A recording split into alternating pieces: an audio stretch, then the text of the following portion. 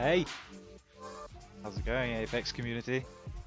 I figured, you know what, it would be good fun to try something a little bit different. I know a lot of you guys are playing DCL The Game.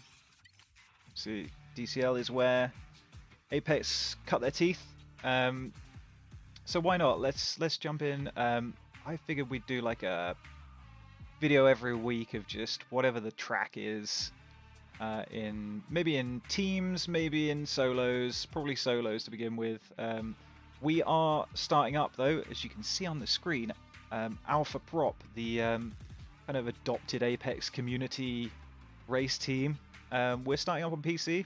I have set up a team, so if you're feeling like you're gonna really help push the community and put the hours in and whatever, like, you're more than welcome. Drop me a comment below, or grab me on social media, Instagram, DM me, whatever, and yeah, we can get you on the team. It'd be good fun. Get a community together in DCL The Game as well. Start setting some times, have a bit of fun, and who knows where we could end up, provided the whole global situation dies down. It would be nice to think that all of us Alpha Prop guys could get together at some point. Guys and girls. I say guys in the non-gender specific way, of course. So this week's track is Vaduz 3 Museum Visit, which was actually one of the tracks from the DCL season. One of my favorites. It was good fun watching the guys flying it in real life. So how do we tackle this track, or how do I tackle tracks when I first start learning them? And this is far from being a professional guide as to how to learn and fly a track. But this is how I do it, and I like to think I've come a long way since I started. So first things first, I mean, this first particular obstacle, I guess you call it, to build up speed through here, what you really want to be doing is pre-turning through that first bit. And you'll build up the muscle memory as you go around. Now, a good little technique for this is to literally just orbit this particular thing. You don't necessarily have to have your camera facing the middle the whole time. Obviously, the closer to the middle you can get your camera to face, the better, because the faster you'll be going around. But this is a good little exercise just to kind of get used to this. And also, if you're like me and you're left turn dominant, as you can see, it is kind of good fun to use this to your advantage and go the other way around. Just kind of speed up your right hand turns as well, if you got the time. But if you haven't got the time and you just want to get this track done, pre-turn that. Also, I see a lot of people going in with a lot more roll than they need to. You really don't need a lot of roll. The fastest times that people are setting on this track, and on every track, maintain a good deal of yaw through the turns. So keep yourself as flat and level as you possibly can as you go around here. So pre-turn it, you're already facing in the right direction as you come around here. Your muscle memory will build up as you go. That you want to cut kind of tight, but don't go high like I just did there. This is an easy bit. Cut that tight and kind of keep level with the wall around here. This next split's kind of a split S through this tube. It will send you in the correct direction to complete that split S nicely. Because you're coming around this particular bollard here, you want to be kind of rolling over. That was a terrible, terrible attempt. You want to be rolling over so that you're kind of almost coming out of it upside down. It's much more difficult to fly this slowly than it is to fly it fast. So yeah, you're gonna come around here, start your roll, come out of it almost upside down, and you can see that you come out of it exactly where you need to be, really. Kind of lined up, and then that lets you kind of jink down here in between these tents and the wall. and gives you that nice kind of sweeping flowy line down through here. Watch out for this as well. It's a bit of a pain. I have hit that many times. Can we go under here? Oh, we can. Cool. Yeah, there you go. I've hit that so many times going through here. Your brain will eventually come to recognize the fact that it is there, and you'll naturally gravitate away from it. But yeah, it's a bit of a kicker sometimes, so just beware of that. Coming through here, this is where the shortcut is. You'll have seen in the actual live coverage of the DCL races, the guys were using this particular little area to sneak through. If you can come through fast enough and on the right line, that is a very good way to find yourself some extra time. I use it sometimes and other times I don't. It kind of depends on how the rest of that corner is going.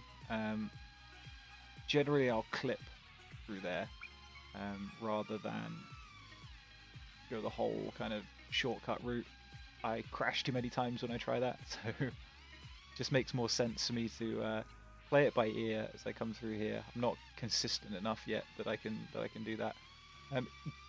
Is it faster? Yeah, I mean, a lot of people weren't using it, and even in game now, a lot of people still don't, and they're still setting very fast times by just swooping. Obviously with that though, you run the risk of hitting these trees, which can be a real pain in the backside. The one thing that I dislike greatly about this particular level is these trees. I hit them all the time, so they're a bit of a pain. Even when you're coming through the shortcut as well, you'll kind of shoot out of the shortcut. This tree here is always worth worrying about. Try and stay to the right of it. Obviously, as you come through the Torval gate, kind of start your ascent just before you hit it. Then this is a spiral maneuver. That is all that is. You're literally just spiraling over the top of that, like so. Some people like to take it high and turn in fast with a dive afterwards. Whoops.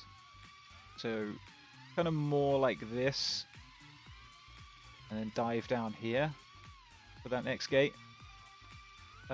Again, I kind of play it by ear. I don't have a preference really. Sometimes I like to go for the dive beforehand to kind of shave off some of that altitude and then hit that gate. But really, again, that's sort of personal preference. You're not going to gain or lose an awful lot of time. Sort of middle ground, I think, is where it kind of feels nicest. And I think if you're going to gain or lose time, it's going to be whether or not you're kind of in that flow state with this particular maneuver. Yeah, I mean, it's what feels best to you and however you can do it fastest, really.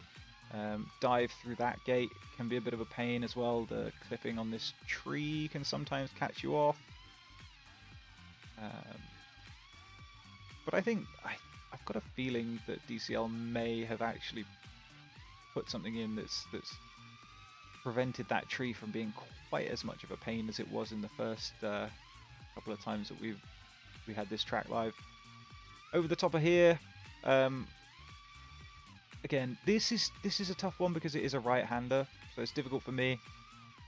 The way I found to greatly improve my ability to hit this gate is to keep it center screen, or as close to as I can. So coming over here, keep it center screen, and then flick it back. Now, in running that little drill from before, you should have the muscle memory by now to know just how much of a left-hand turn you need to put into that as you come over the top of it and come through. So overshooting to the right isn't too big of a deal because you can kind of counter that. See, it works a little bit better at speed. But you're sort of you're flicking it back to the left as soon as you come through, so it's not too big of a deal. If you overshoot to the right, that muscle memory will take over.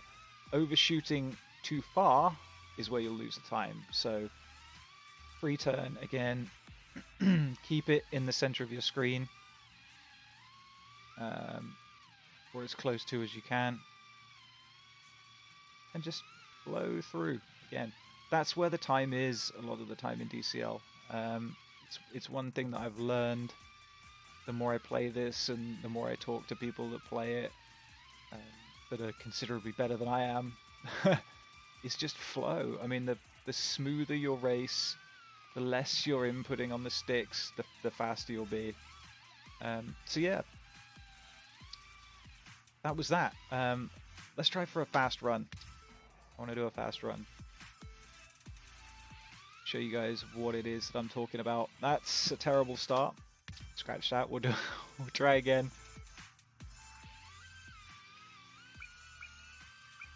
I mean, that's not perfectly tight, but you know, I've put myself under pressure now by telling you that I'm going to do a fast run.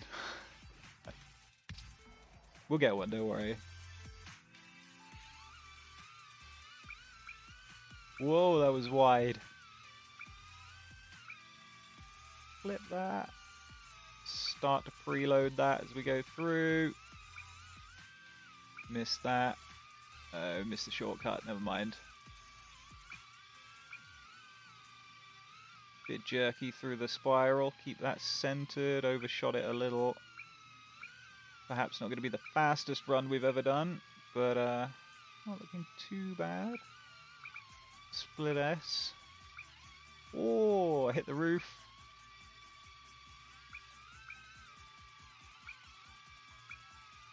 Again, a little bit shaky. Not too bad. 44.4. Was that 2 seconds slower than the PB? Yeah. So yeah, that was that. That was Museum Visit, I think it's called. Vaduz 3 from the DCL solo trials this week. I hope you guys enjoyed. I hope that was helpful. I'm going to try and put together a few more of these as we go throughout the rest of the year. Maybe some videos of my grinds as well, as we try to get into like top 100 every week. That's kind of where I want to see myself, like 80 to 100. If I can hit that, then spot on. That'd be really good. Yeah. Hope you guys like this. I hope it was informative and useful. And yeah, don't forget, like, comment, subscribe. Go and buy all the Apex merch from apexdroneracing.com. And yeah, I guess the only thing left to say is fly safe, fly fast, and fly Apex. See you guys in the next one.